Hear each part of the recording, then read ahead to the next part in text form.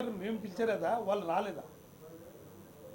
అధికారం రాకపోయినా అధికారులు లేకోకుండా తీర్మానం ఖచ్చితంగా చెప్తుంది. అంతే సుప్రీం ఆఫ్ మేయర్ కార్పొరేషన్ నా తీర్మానమే లాస్ట్ ఫైనల్. మేము అజెండా కండక్ట్ చేశాం.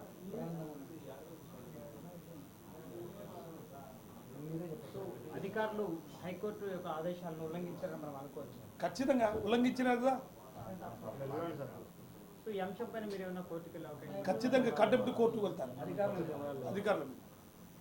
సో ముగ్గురు అధికారులు మీరు ప్రభుత్వానికి సరెండర్ చేశారు. సో దీని మీద యాక్షన్ ఎలా ఉంటుంది? ఒకటి రమేష్, ఇప్పటి వరకు 2024 ఎన్నికల తర్వాత ఈ రోజుకి 1 సంవత్సరం 5 రోజులు అయిందనుకుంటా. మా జనరల్ ఫండ్, మా కార్పొరేషన్ ప్రజాప్రతినిధి ఎన్నికైన మేము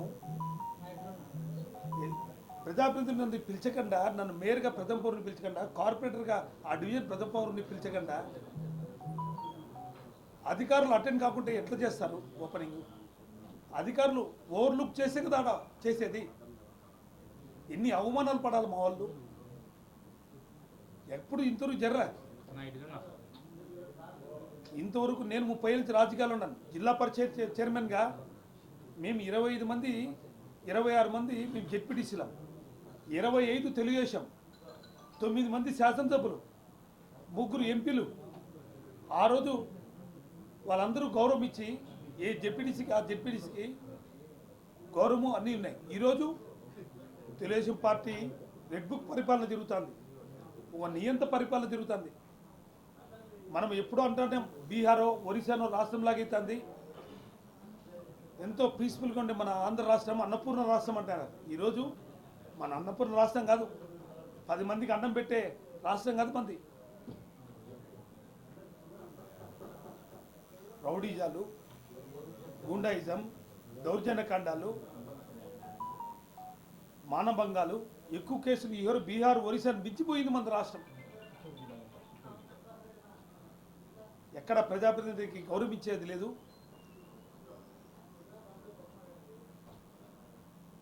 ఈరోజు ఖచ్చితంగా మీటింగ్ జరిగింటే ఎన్నో చర్చలు జరిగేటి. మన మహానాడు జరిగింది కడప నగరంలో. కోట్ల రూపాయలు కార్పొరేషన్కి ఆదాయం లాస్ అయింది.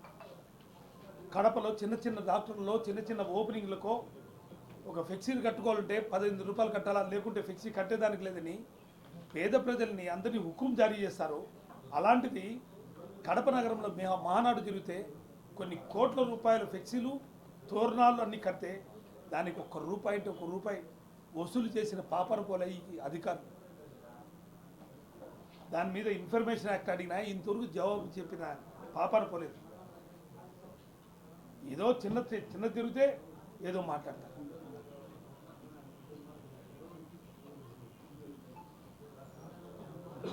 మహానాడికి మొత్తం ఈ వివాదానికంతా కేవలం కుర్చీలు గొడవ తప్ప దాన్ని మీరు అంగీకరిస్తారా? నేను అంగీకరిస్తాను కూడా. నిజంగా భారతదేశంలోని మీకు ఎన్నో తీర్లు చెప్పాను. నేను మేయర్గా ఫస్ట్ 14 నుంచి కొనసాగేటప్పుడు ఆ రోజు కూడా మా శాసనసభ్యులకి ఇవ్వనప్పుడు మా అందరు కార్పొరేటర్ల అభిష్టం మేరకే, నా సమ్మతికే, మేయర్గా నేను సమ్మతించే వాళ్ళని పైన కూర్చోబెట్టాను. ఎప్పుడు చెప్తున్నా ఎస్, పైన కూర్చోబెట్టింది భారతదేశంలో ప్రథమ వ్యక్తి నేనే కడప నగరంలో. అదే కొనసాగింపు 2024 తర్వాత తెలుగుదేశం పార్టీ అధికారంలోకి వచ్చిన తర్వాత ఏ విధంగా గౌరవిస్తానో అదే విధంగా గౌరవించాలని ఇద్దరు శాసనసభ్యులకి, తెలుగుదేశం శాసనసభ్యులకి మొదట గౌరవించిన వ్యక్తి నేనే. ఆ గౌరవాన్ని నిలబెట్టుకోలేదు. జూన్ 4న మొదటి సమావేశం జరిగింది. జూన్ 14న తెలుగుదేశం పార్టీ అధికారంలోకి వచ్చింది. మొదటి సమావేశంలో పైన కూర్చోబెట్టినప్పుడు నెక్స్ట్ సమావేశంలో ఎందుకు కూర్చోబెట్టలేదని మీరు అడగరే వాళ్ళని, నన్నే అడుగుతారే. ఆగస్ట్ 27 జరిగిన సంఘటన, మా ఇంటి మీద చెత్త.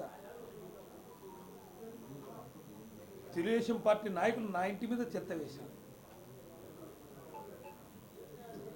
ఎక్కడైనా కానీ కార్పొరేషన్లో చెత్త పెట్టి ధర్నా చేస్తారు, కానీ ఒక మేయర్ ఇంటి ముందర ధర్నా చేస్తారంటే నమ్ముతారా? ఎవరన్నా పబ్లిక్ వచ్చే ధర్నా చేసినంటే నమ్ముతారా?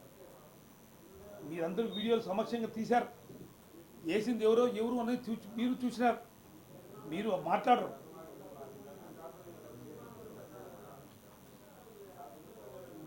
ఆ తర్వాతనే ఇదంతా రాద్దంట.